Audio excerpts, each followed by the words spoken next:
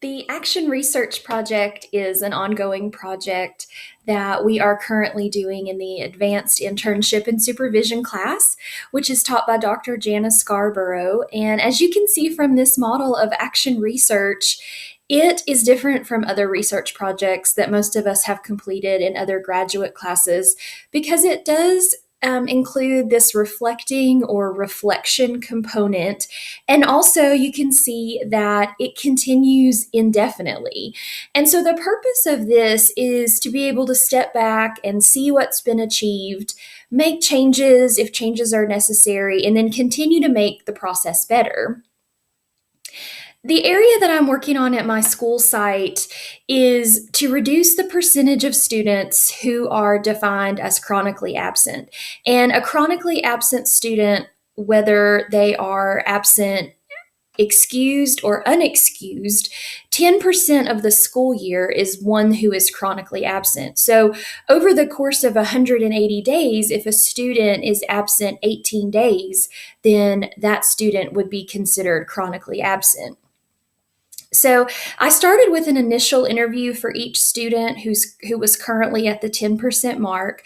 And part of that interview process asked the student to provide the names of any adults in our building, whether it's a teacher, an instructional assistant, a custodian, somebody from the front office, somebody who works in the cafeteria even, provide the names of those adults with whom they feel very close, with whom they feel a connection.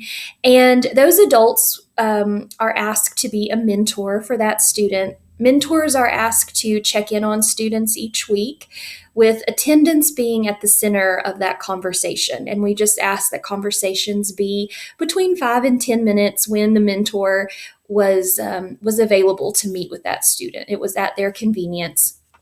So then the mentor would fill out a mentor check-in sheet, which I created in Google Forms, very easy to create. And the initial interview and the weekly mentor check-in sheet and also the mentor interest form are available for you to check out in this artifact. So, why is this particular artifact some of my best work? Well, I feel that it has been the most time consuming and the hardest work for me. It is the culmination of 2 semesters of examining data and interpreting changes based on research and best practices, and then examining the outcome and making changes that we need to make the process even better. So it has been an ongoing process. There has been a lot of reflection involved. So the artifact is some of my best work also because of the potential impact. The project affects students and teachers and families, and the outcome also ultimately affects our school. The Every Student Succeeds Act, which is in place now, formerly known as No Child Left Behind, requires growth in not only academic subject areas, but it also requires schools to close gaps in other areas, and absenteeism is one of those areas. So, what I found to be the most valuable about the assignment was that I can use it as a model for future projects.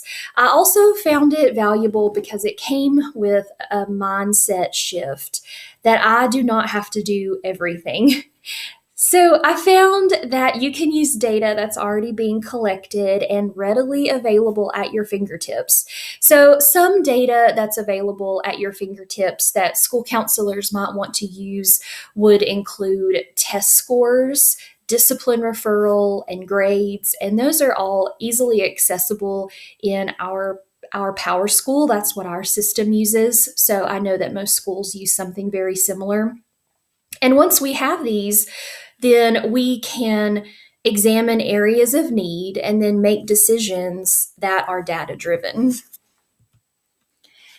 The things that I ultimately gained from this assignment were, now I know what the definition of chronic absenteeism is. I know that if a student misses 10% or more of the year, whether it's excused or unexcused, that is a student who is chronically absent. And it is affecting our school and our students' achievement. And in the research I've done about chronic absenteeism and what motivates students to come to school, I was surprised to learn that it's not a a reward or an incentive, which you might think. So, rewards and incentives are really great for students who are already attending school. It's just like the cherry on top to keep them coming. But what really motivates students to come to school is being accountable to someone who will miss them if they are not there. That is what I have found in my research. So that's why I feel like the mentor component of this project is so valuable.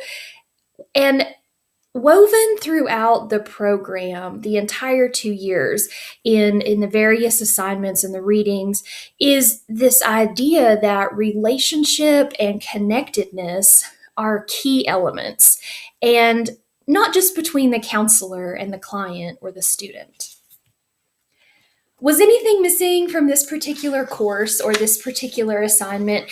I think really the only thing that caused some confusion was this reflection component that we, of course, were not used to having in a research class. So we were asked to spend the initial first few weeks of class reflecting on personal issues, professional issues as a way to grow. And because of the time we spent reflecting, although it was ultimately very important, it delayed us in getting started on our projects, which normally wouldn't be an issue. But I think we were, being in the school system, we're working on the time constraints of a school year. So we don't have an indefinite amount of time, but we only have those 180 days. And then our project should come to a conclusion in May before summer break begins. So the assignment informed my work as a professional just by encouraging me to lead the charge. The confidence, I think, was the key component for me. I could ask any teacher at my school if students being chronically absent from their class was an issue, and across the board, 100% would say yes. However, there had been no real effort in working to create change in this area. So this project kind of forced me and was the catalyst to help create change. And so I found that when I started this project, I had teachers who were stopping me in the hallway and who had heard about what I was doing. And before I had even asked them if they were interested in being a mentor, they were saying to me, "I've heard what you're doing. I think it's awesome. And I want to be a mentor if a student wants me to be a mentor." And so they were really excited to see the program take shape. And the second bullet point that I have there might be a little confusing. Sometimes you have to work from the end to the beginning. What does this mean? Well, I thought that looking at things like chronic absenteeism and grades and test scores and office referrals were not really things that a counselor were responsible for. However, once I dug in and I met with the students who were chronically absent, I began to realize that a lot of these students were missing school because of other things going on at home. And it really opened the door for me. And we had some really great counseling opportunities. And these were opportunities with students that I probably never would have counseled with before.